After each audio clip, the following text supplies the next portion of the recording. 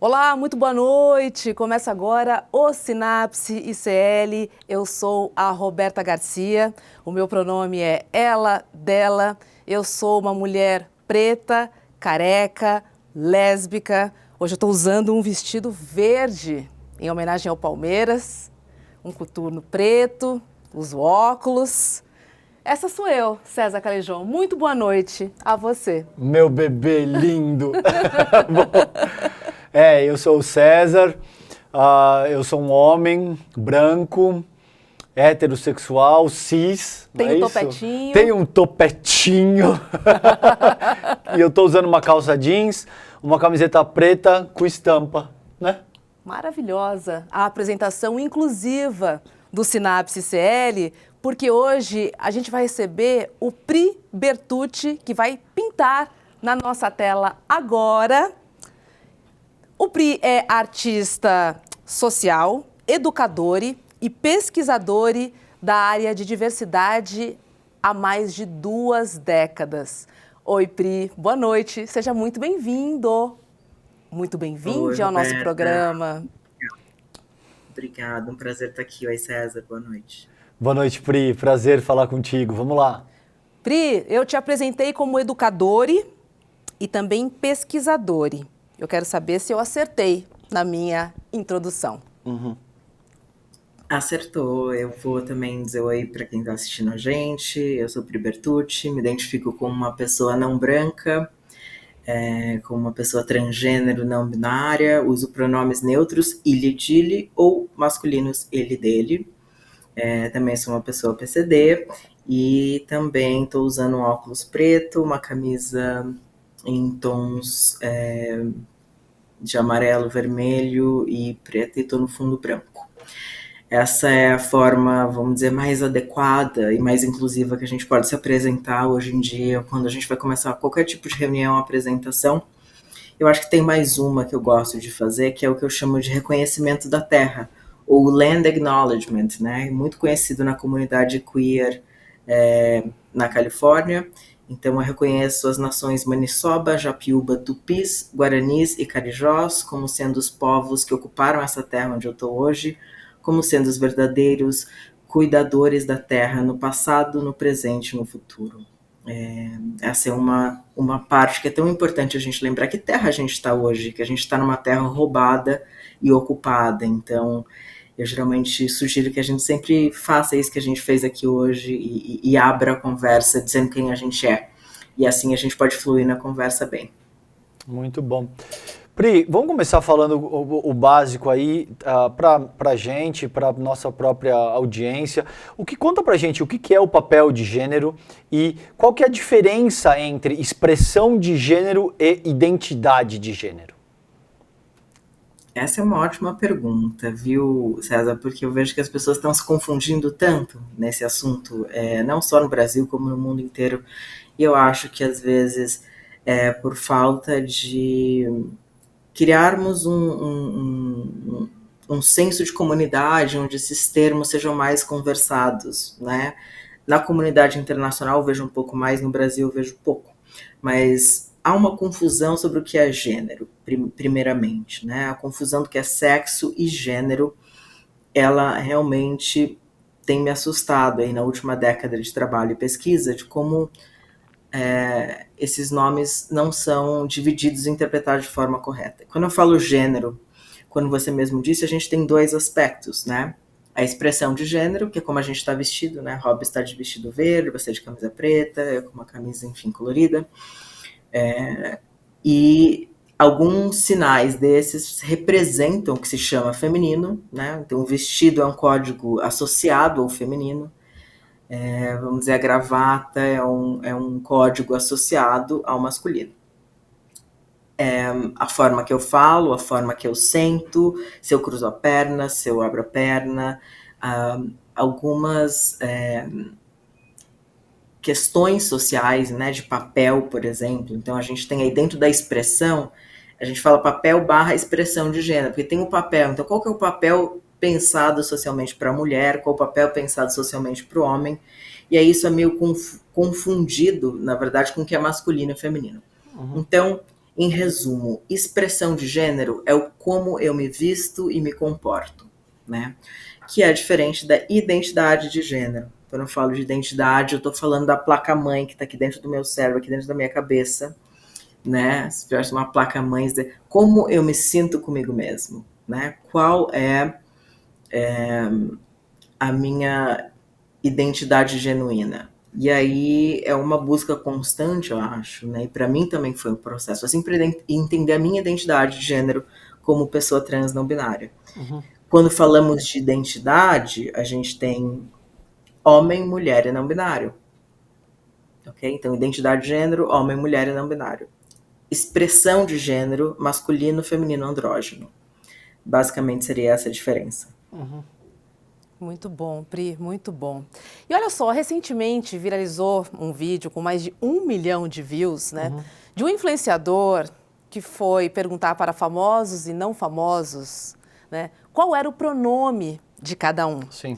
E aí as respostas foram variadas, César. Alguns disseram time de futebol, outros a orientação sexual. O fato é que a grande maioria não tinha a mínima ideia do que estava sendo perguntado. E aí eu te pergunto, Pri, qual a importância da pessoa se apresentar e já dizer logo o seu pronome, né? Por que é importante saber o pronome de uma pessoa, hein? É genial. Esse vídeo, ele traz à tona essa nossa...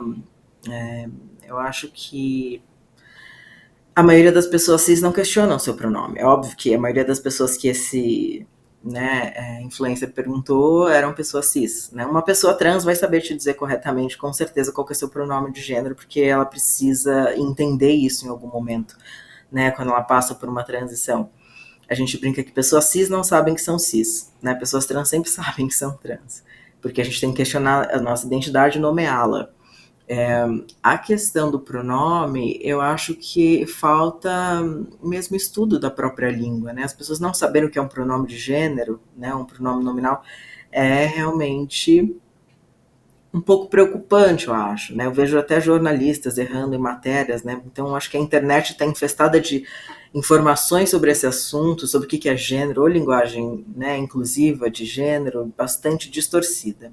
Eu acho que a importância de falar o pronome é a gente poder não assumir, primeiramente, que alguém, por se apresentar, né, como o César falou, expressão de gênero da pessoa, né, ser ou masculino ou feminino ou andrógeno, a gente nunca assumir o pronome que ela vai usar, o pronome de gênero que ela vai usar, de acordo com essa apresentação ou com essa estética, né? Então, o ideal é que a gente sempre possa perguntar para as pessoas qual o seu pronome de gênero preferido, né? Ou qual o seu PGP. Então, isso é uma coisa que a gente pratica muito e tem educado muitas empresas. É uma prática que, por exemplo, né, em São Francisco, onde eu passo parte do tempo, onde eu moro, é muito comum, qualquer evento ou qualquer reunião, você loga numa reunião no Zoom e você vai botar o teu nome e o teu pronome de gênero do lado. Nas redes sociais você coloca o seu pronome de gênero. No seu crachá, quando você vai num evento, na assinatura de e-mail da empresa. Então, essas são coisas que estão acontecendo já no presente, né, como uma ação afirmativa, para que a gente nunca assuma que lembrar os pronomes seja algo que só as pessoas trans tenham que fazer. Então, é uma naturalização desse processo. E é muito interessante, a gente tem cases muito legais de empresas que a gente trabalha que já estão usando. Você chega na empresa, a primeira coisa, você pega o seu crachá e já pega um adesivo com o seu pronome de gênero. E a gente tem ajudado as empresas a fazer isso de forma inclusiva, né? E respeitando essas identidades, porque faz quantos, vamos dizer aí, pelo menos 500 anos que a gente vive uma realidade onde só existem 2 gêneros, né? Então, respeitar e entender a importância dos pronomes é saber que existem mais gêneros para além desses 2 mais conhecidos como homem e mulher. Maravilhoso, Pri. E aí eu vejo muito, é isso que eu quero trazer para vocês do como é que é? Willy? Willy é o Pri. Na linguagem neutra. Duas. Você pode falar duas. Essa é a importância de trazer isso para a pauta, porque a gente vai se educando. O debate que eu quero trazer para vocês duas é o seguinte: a coisa não é uma discussão semântica, não é, como eu vejo, não é uma mera questão de linguagem. A discussão está no nível sociológico. E a linguagem é a interface que representa essa discussão no nível sociológico de forma mais ampla. Daí a importância do que a gente está debatendo aqui. Porque com frequência eu sinto que a direita, principalmente, reduz, como eles fazem com tudo, aliás, eles reduzem a complexidade do debate dizendo, a linguagem neutra é coisa de quem não tem mais o que fazer, isso não tem a menor importância. Quem quer não faz doutrinar o menor... usa a linguagem neutra. Esse tipo de coisa. Né? E é óbvio que esse argumento surge ou por mau caratismo ou por ignorância de fato, porque a pessoa não entende como a linguagem é um aspecto absolutamente preponderante de como a vida se organiza. Você nem precisa ser lacaniano, tá? A questão não é essa, mas de muitas maneiras a linguagem é um fator muito preponderante de como as pessoas se organizam socialmente. E aí, Pri, você é a co-criadora do sistema ILE, I-L-E, que também é conhecido como linguagem neutra. Eu gostaria de ouvir um pouquinho, que você contasse para a gente como é que foi inventado, quando, como foi o processo de criação, um panorama, fazer um arrazoado desse sistema e da importância que ele traduz. Ótimo, vamos falar disso. Eu acho que, só comentando um pouquinho desse lugar que você falou, né? Tem muita coisa por trás, né? Não precisa nem ser lacaniano, como você falou, mas é isso. As palavras que a gente usa para se comunicar são mais que simples palavras, né? Elas são uma conexão direta com os nossos neurônios e a forma que a gente se organiza socialmente. Então, se eu mudo a minha forma de falar, eu mudo a minha forma de pensar, eu mudo a minha forma de agir, né? Então, eu acho que o poder que a linguagem neutra tem é trazer para o mundo, primeiramente, né, uma palavra, né? Como dizia Foucault, que não tem nome, não existe. Então, uma palavra que nomeia algo que está para além da polarização, para além do preto e branco, do homem e mulher, direita e esquerda. Né? Então, este lugar do meio, né? Ou como se fala na comunidade internacional, point zero frequency, né? Uma frequência ponto zero, né? Uma frequência mais neutra. E então, saber que isso existe, primeiramente, é o que é mais fascinante em relação à linguagem neutra. Respondendo um pouco desse processo de criação, porque foi tão despretensioso, assim, né? Se eu for lembrar, realmente, assim, que estou olhando para cima para lembrar, realmente foi algo que aconteceu tão naturalmente, né? Eu não fazia ideia que ia tomar a proporção que tomou. Eu, morando nos Estados Unidos, né, eu comecei a falar desse assunto e pesquisar lá, foi em 2009, né, e nessa época no Brasil a gente ainda estava mais ou menos no GLS, né, como a gente brincou antes, então não havia uma discussão em relação à transgeneridade do jeito que a gente tem, muito menos de linguagem neutra. Então eu comecei a me identificar como pessoa não binária nos Estados Unidos, nessa época, em 2010, 2011, estava muito mais, vamos dizer, trabalhado esse assunto na comunidade. Eu comecei a questionar como é que seria na língua portuguesa a gente achar um pronome que faça sentido, né? Um pronome que não seja binário, né? E eu fiquei pesquisando e junto com a Andréa Zanella, uma amiga psicóloga social, enfim, estudiosa de línguas, linguista, a gente conseguiu chegar, né, numa versão próxima do latim, né, que no latim o pronome era o ilude, né, primeiramente as pessoas precisam saber que no latim o pronome neutro já existia, né, era I-L-L-U-D. Boa. E esse pronome, ele era usado para coisas, objetos inanimados, como it, né, em inglês seria, então coisas, objetos, o ilude era usado.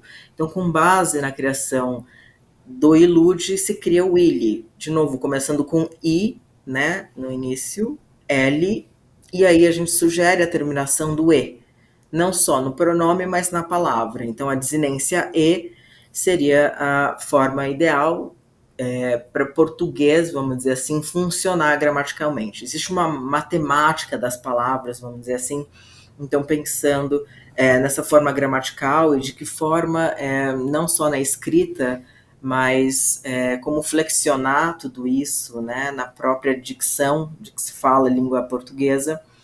A gente acabou pesquisando bastante em Portugal, passamos um tempo em Portugal, com linguistas de lá também, Universidade do Porto, Universidade de Lisboa, para chegar nessa sugestão que é o pronome ele e o uso do e no final das palavras, como todes, juntes, amigues, e foi muito por minha necessidade pessoal, né? Imagina que eu chego no Brasil, quero explicar para as pessoas que agora, né, Roberta, a gente se conhece há muito tempo, como é que eu ia explicar, por exemplo, Roberta, para ti, que eu sou uma pessoa não binária e uso pronomes neutros se isso não existia na nossa língua. Então eu tive que fazer esse exercício até para começar a abrir essa conversa com pessoas próximas, amigues, né? E a coisa foi pegando e acho que foi o primeiro evento que a gente fez foi na PUC, no Tucarena, estava lotado o Tucarena, isso foi em 2014, e falamos desse assunto junto com o João Nery, nosso falecido João Nery, na época, e logo em 2014, já no final do mês, a gente faz o primeiro workshop de linguagem neutra no Brasil e começa realmente a divulgar isso e formar pessoas para que espalhem a informação e usem. O que às vezes acontece de forma um pouco desordenada, vamos dizer assim, a internet, por um lado, facilitou isso, mas também abriu espaço para muito achismo, né? E pessoas que querem falar do assunto sem ter estudado o tema com mais profundidade, né? Então atrapalha um pouco vamos dizer, essas pessoas que querem surfar no assunto sem entender bem o que significa. Pri, eu costumo abrir o nosso programa sempre falando boa noite, sejam todos muito bem-vindos e bem-vindas ao Sinapse CL. E aí eu quero tirar uma dúvida com você. Para eu ser 100% inclusiva, eu deveria falar boa noite, sejam todos bem-vindos, bem-vindas e bem-vindes? Ou se eu falar bem-vindes, eu já incluo todo mundo? O bem-vindes, no caso, ele já inclui todo mundo, tá? Ele, nesse momento, quando a gente generaliza no neutro, né, que é o que o inglês consegue fazer, quando você fala they, por isso que o pronome neutro no inglês é o they, é o plural, no plural é neutro. Então, boa tarde a todos, ou bom dia a todos, boa noite a todos, bem-vindos, você estaria incluindo. Só que existe uma conversa, acho que duas conversas importantes aqui. Acho que uma é entender como é que a gente chegou à conclusão, né, que a língua portuguesa seria generalizado neutro no masculino. E aí eu vou fazer uma citação aqui do senhor Claude de Favre, que foi a pessoa responsável, né, aqui no nosso livro, no dossiê de linguagem neutra inclusiva, tem todas as referências e todo o conteúdo. Esse capítulo muito importante que a gente fala dessa gramática e dessa história. O que o senhor Claude nos diz? Ele diz assim: o gênero masculino, sendo mais nobre, deve predominar todas as vezes em que o masculino e o feminino se encontrarem juntos.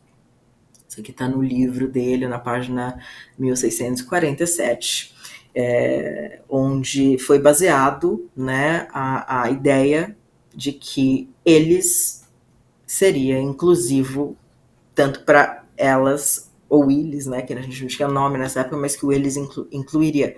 Então, é uma escolha arbitrária feita por um homem branco cisgênero heterossexual, parte da academia, isso em 1647, e a gente não questionou isso até hoje. Então, primeiro é entender o porquê, né, o gramatical neutro do português é no eles, porque tem muito linguista na internet falando bobagem sobre isso, mas não parou para questionar a origem da criação desse sistema arbitrário, né, onde, óbvio, né, como ele disse, o gênero masculino, sendo mais nobre, precisa preponderar. Mais nobre, tenho que ouvir isso.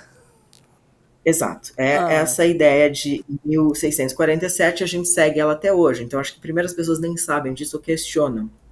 Por isso que eu escrevi o livro, por isso o dossiê, para que a gente entenda, né, de onde viemos, onde estamos e para onde vamos. E eu acho que a segunda coisa, Roberta, é o que está acontecendo. Há uma discussão tão distorcida na internet sobre esse assunto, e aí eu diria para você, nesse momento de transição, fala boa tarde a todos, todas e todes. Bem-vindes, bem-vindas e bem-vindos. Por quê? Tem uma população que está, enfim, eu acho que muitas mulheres e feministas eu estou vendo nessa discussão dizendo que o todes não é inclusivo com elas, né? Então, até que essa conversa seja muito nítida e as pessoas tenham acesso à informação correta, e a base de estudo aqui de 12 anos que a gente tem com o dossiê de linguagem neutra inclusiva, para saber que não é para excluir ninguém, inclusive é para incluir todo mundo nessa conversa. Então, em vez de deixar o masculino apagar os outros gêneros, a gente escolhe um gênero que é neutro, que vai incluir os dois, né? Então, seria mais ou menos essa ideia. Eu diria que agora use os três, né, as três flexões, masculino, neutro e feminino, até que a gente tenha uma conversa mais abrangente socialmente e todo mundo se sinta contemplado com todes. Boa. Muito bom. Pri, com base nisso, é evidente, fica claro perceber por que as pessoas que estão à direita no espectro político e ideológico rechaçam esse tipo de coisa. Não precisa aprofundar muito, é óbvio, porque como o Pri acabou de explicar, na medida em que você começa a questionar uma estrutura semântica que remete ao século XVII, você vai repensar toda uma estrutura societária de poder que favorece essas pessoas. Então, eles vão se defender. Eles vão dizer que isso é besteira, não faz o menor sentido, vocês estão perdendo tempo, é uma pauta cretina. Então é óbvio que as pessoas à direita se comportem dessa maneira. Mas a gente tem muita gente à esquerda no espectro político e ideológico também rechaçando a questão como se fosse algo supérfluo, como se fosse algo que não fizesse o menor sentido, como se a gente estivesse gastando energia e estivesse municiando a direita com coisas que podem ser usadas contra a gente. Por que você acha que isso acontece mesmo dentro do campo progressista? Acho que por falta de conhecimento da maioria das pessoas, né? Eu acho que há essa onda de desinformação. Primeiro que se a gente estuda, né, os conceitos decoloniais, não tem como você falar disso sem falar de linguagem neutra e do nosso passado ancestral, né? Então, não é à toa que isso está emergindo agora, no momento que a gente percebe que a gente está destruindo a Amazônia e está matando os povos indígenas, porque esse legado dessas identidades não binárias e essa linguagem já existia antes da colonização em diversas culturas, né? Você tem aí os dois espíritos na América do Norte, você tem chibabos, né? Você tem muxi no México. Então a gente tem uma série de povos, né? Até o bizus na Indonésia, tem uma série de povos que ainda continuaram a tradição e mantêm a cultura até hoje e não deixaram de uma forma tão extrema que esse legado da nossa existência enquanto humanidade fosse apagado pelo processo de colonização. Então, acho que a primeira coisa a levar em consideração é entender que a linguagem neutra não é uma invenção de pessoas na internet, que isso já existia. Agora, óbvio que a percepção de gênero que a gente tinha naquela época, vamos dizer, em diferentes culturas, era completamente diferente do que é hoje, né? Então, fica até difícil comparar. Óbvio que essa versão que nós propomos, essa adaptação no português, ela é inspirada em outros países que estavam acontecendo, mas é uma outra língua, né? As línguas indígenas, muitas foram se perdendo e não mantém esse storytelling, né? Em português, por exemplo, nas nossas nações aqui, a gente tem o exemplo do Tupi-Guarani, por exemplo, né? Um dos capítulos do dossiê é feito por uma querida pessoa trans que nos deixou, enfim, alguns anos atrás, mas ela era uma das pessoas trans indígenas produzindo intelectualmente no Brasil, de forma impressionante. E ela fez todo um capítulo falando do Tupi-Guarani, como esse legado do que é gênero e sexo, essas posições sociais, esses pronomes eram pensados de outra forma, né? Mas, de qualquer forma, o importante é entender que essa conversa, ela é global e ela é ancestral, né? Ela não é uma novidade que começou agora.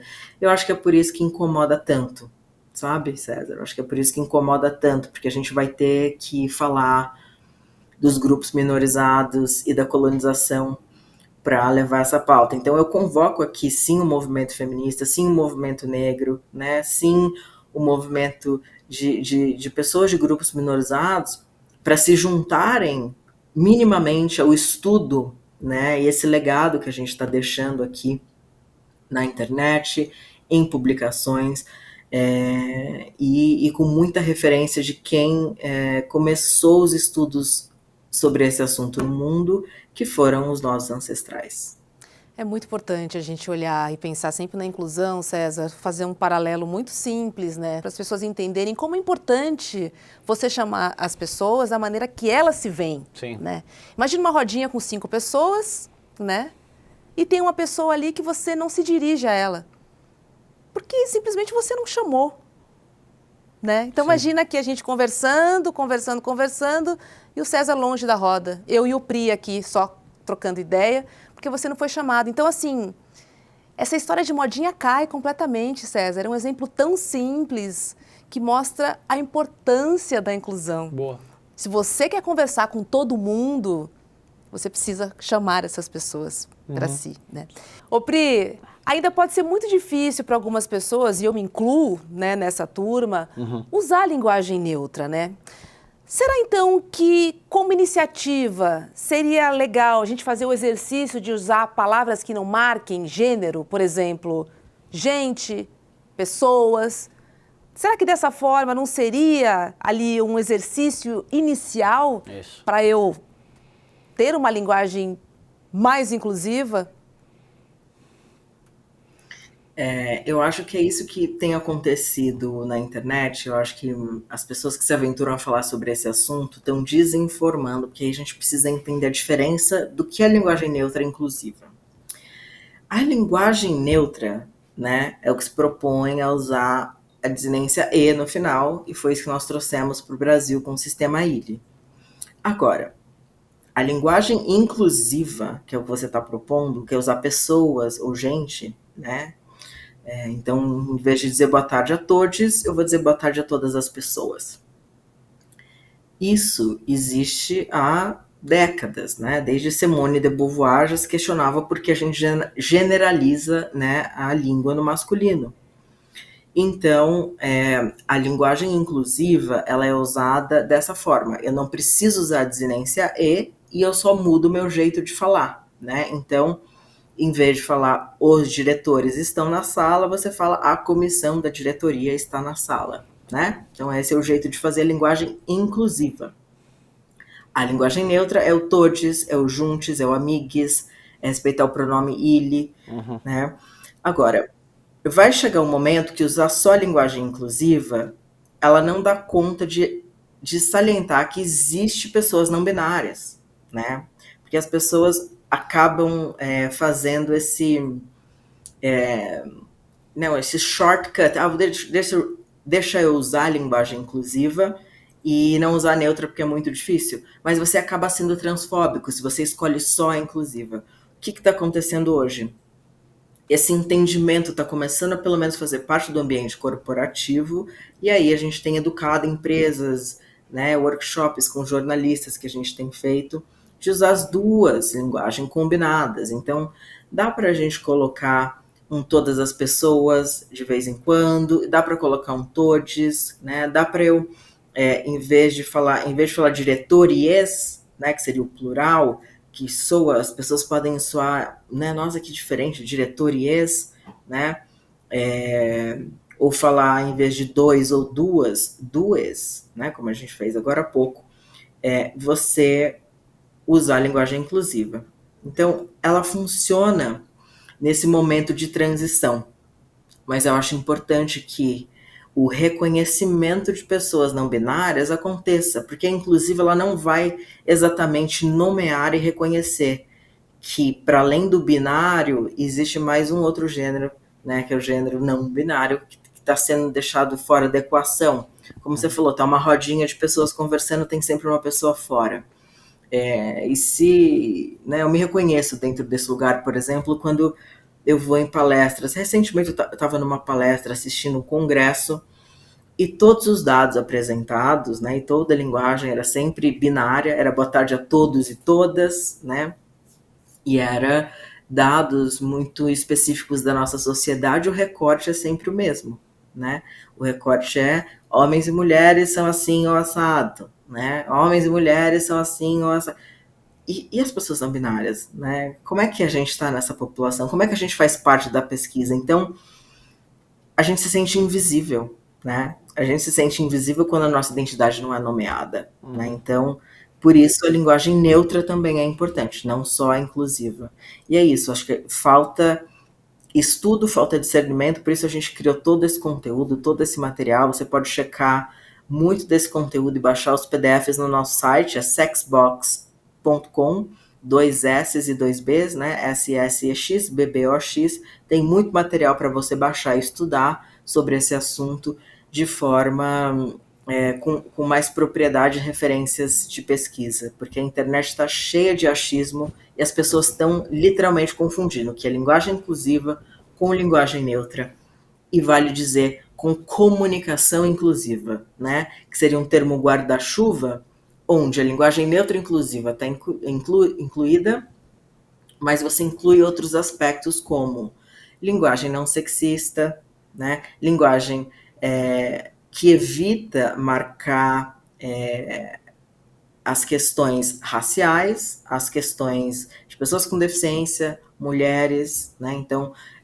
usar a palavra denegrir, por exemplo, não é aconselhável na comunicação inclusiva, né? A gente usa, sei lá, manchar a reputação, né? Usar judiação também não é legal, porque tem uma questão de pessoas judias. Então, a comunicação inclusiva leva em consideração todos esses pilares, todos esses aspectos, que é diferente da linguagem inclusiva. Eu acho que essa é a confusão que a gente está tendo semântica no meio hoje em dia. Uhum. Pri, vamos falar do acrônimo. A gente, isso evoluiu muito, né? Você falou, deu conta de como é que no começo isso era GLS, né? GLS. No meu tempo era só LGBT. Isso. E agora isso evoluiu muito, então passou agora pelo LGBTQIA+, agora está em LGBTQIAPN+, aqui num bastidor, antes da gente conversar, você estava explicando essa questão do N pra gente. Então eu queria duas coisas, eu queria que você explicasse o acrônimo, a importância do acrônimo em si, e eu gostaria de pensar aqui, e aí eu gostaria de te ouvir, se não existe a possibilidade de cunhar um único termo que dê conta de traduzir a riqueza da questão, sem que a gente precise cada vez acrescentar uma outra letra, né? Porque chega um ponto em que isso cria um nível de complexidade e que torna difícil, principalmente que o cidadão que não estuda linguagem, que não é um doutor versado nesse tipo de ciência, adote isso com maior ênfase, né? Sim. Existe um termo já, César, que é o termo guarda-chuva usado, né? Você tem aí a maior parte do planeta usando, eu acho que menos na América Latina. No Brasil há um preconceito com esse termo, que eu acho que é porque ele é de língua inglesa. E eu questiono um pouco não, é inglês, a gente não vai usar. Mas as pessoas estão falando, né? Estão falando boy, estão falando date, estão falando que tem um crush, né? Estão falando que tem um food truck, a drag queen, delete, sim, cringe, enfim. Os termos em inglês na nossa sociedade, principalmente na comunidade LGBTQIAP+, na comunidade trans, em inglês é vasto, mas há um preconceito com o termo queer, né? Porque este é o termo usado globalmente para se referir a todas essas letrinhas, né? Simplesmente usando o termo queer. É difícil, às vezes, falar em português, talvez, mas aí a gente aprende, abajur, sei lá, enfim, a gente cria jeitos de falar e as pessoas pegam. Tem uma versão, vamos dizer, brasileirada do termo queer, que é K-U-I-R, queer, né? Funciona também escrever dessa forma.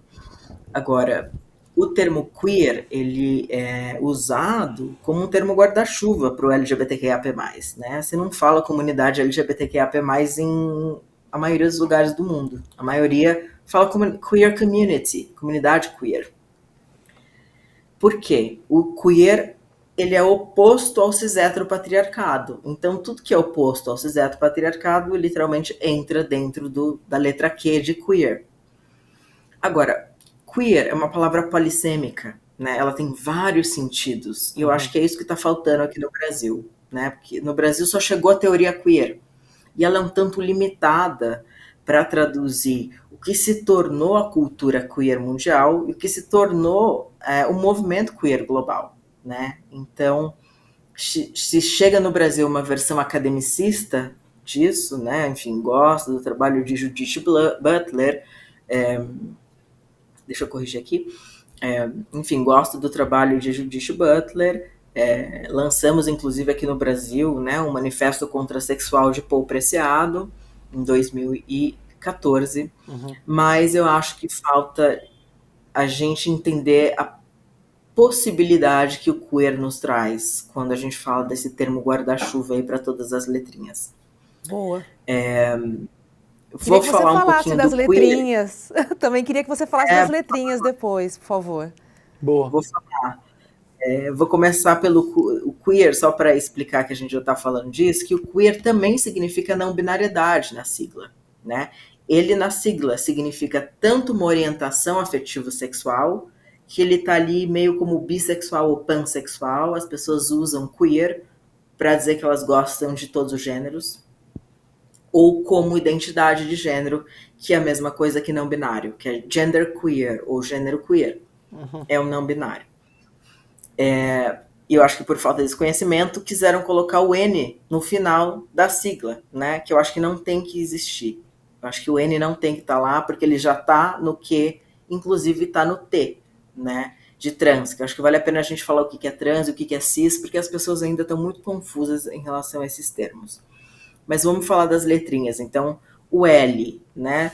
Lembrando que a gente vem do GLS, né? Gays, lésbicas e simpatizantes.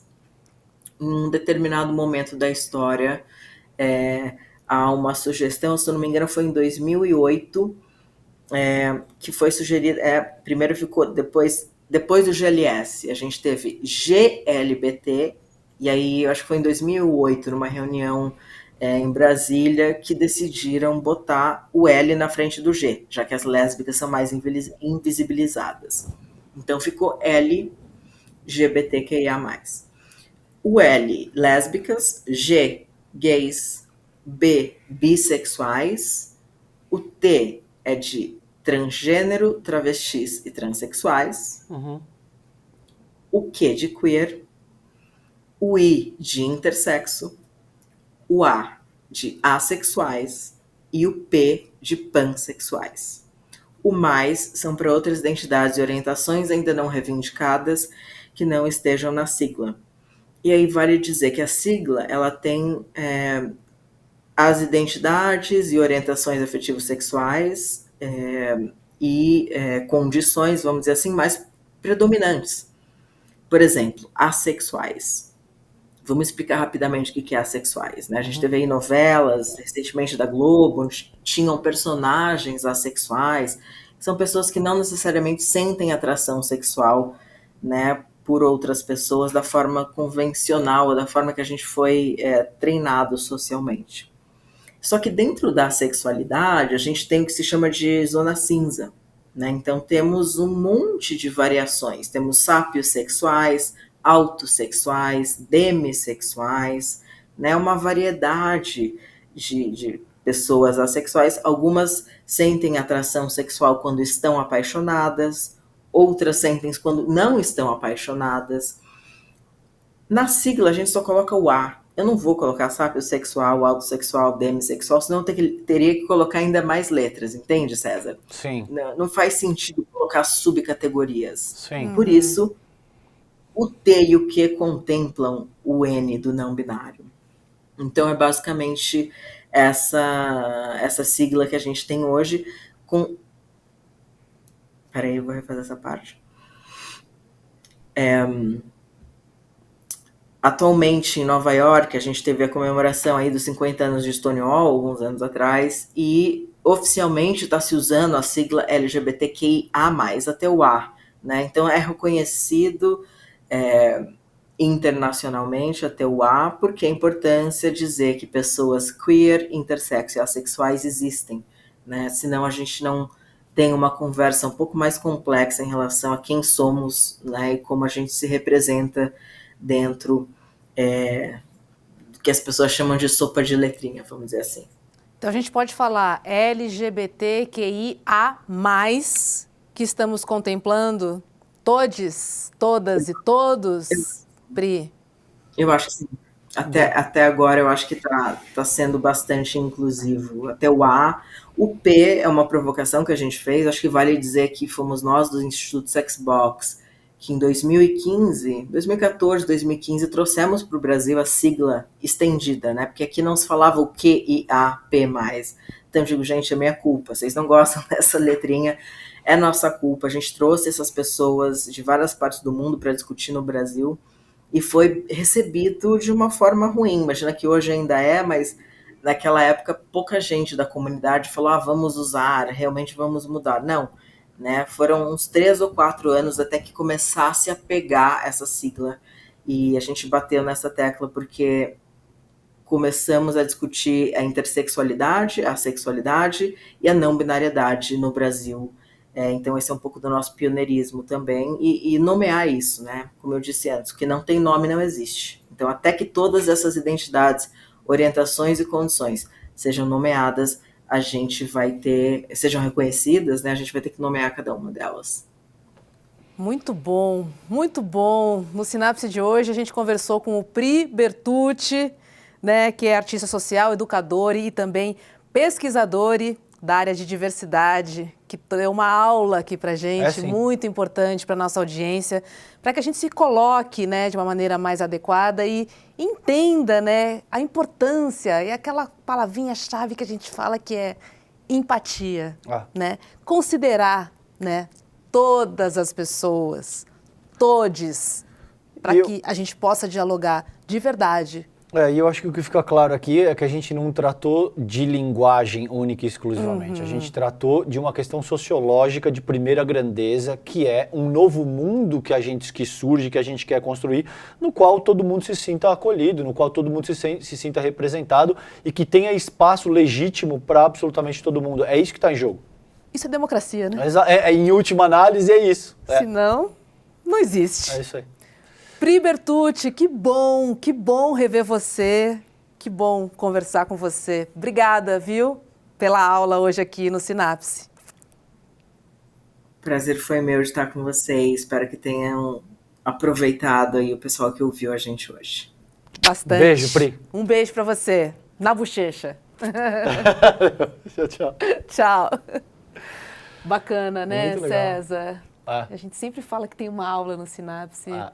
E é por isso, né? Assim, são detalhes que para a gente às vezes pode não ter uma significação, né, grande, mas é a palavrinha da empatia. Vamos pensar em quem está do outro lado, né? Vamos incluir, vamos abraçar, vamos integrar, né? Vamos fazer com que as pessoas sejam felizes da maneira que elas quiserem e que a gente reconheça a maneira que elas acham que é a melhor forma de fazê-las felizes também. Isso, e se o objetivo é discutir progresso de uma forma legítima, não tem como evitar as estruturas semânticas, linguísticas, que são organizadas para não só se referir a uma determinada realidade, mas para constituir essa mesma realidade. Não tem como evitar isso, entendeu? Então eu sei que tem muita gente na esquerda que rechaça o tema, mas talvez um pouco por ignorância, talvez porque explore o machismo que é estrutural na nossa sociedade e queira lacrar um pouco em cima disso, dizendo, você fica discutindo temas menores. Não é um tema menor, é um tema absolutamente importante que deve estar em pauta. Só um detalhezinho, há mais de 30 projetos de lei na Câmara dos Deputados para abolir tá vendo? a linguagem neutra nas escolas. 30, né? É logicamente que estou falando dos aliados do ex-presidente Jair Bolsonaro. E por que isso assusta tanto? Exatamente. Vamos lembrar da programação do ICL, que começa às 7 horas da manhã com Leandro Demore e Seu Desperta. E logo depois vem Vivian Mesquita, Eduardo Moreira, Rodrigo Viana e também William De Luca, das 8 às 10h30, com o ICL Notícias, primeira edição. Fechou? Fechou. Boa noite para você. Valeu. Obrigada para você que está aí do outro lado. E a gente se vê aqui no Sinapse sempre às 7h30 da noite. Um beijo na alma e também no coração. Fiquem Tchau. bem. Tchau, tchau. Turma, a nossa aula com Abdul Rahman Mohammed, Malcolm X, o homem e a mensagem, foi uma aula absolutamente indescritível. Só assistindo para entender o quão atual é a história de Malcolm X em relação aos problemas que a gente vive hoje, em 2023. Os problemas de racismo, os problemas de opressão, os problemas que sufocam boa parte da população do planeta. Muita gente pediu para a gente liberar o replay da aula, ou porque assistiu e quer assistir de novo, ou porque por algum motivo perdeu e está ouvindo falar quão incrível foi a aula. A boa notícia é que a gente liberou o replay. A notícia ruim é que está acabando o prazo para você poder assistir. Clica agora então no link que vai estar junto com esse vídeo para você poder assistir esse replay e entender do que eu estou falando. Malcolm X, o homem e a mensagem. Uma aula histórica que você não pode deixar de assistir. Vamos lá!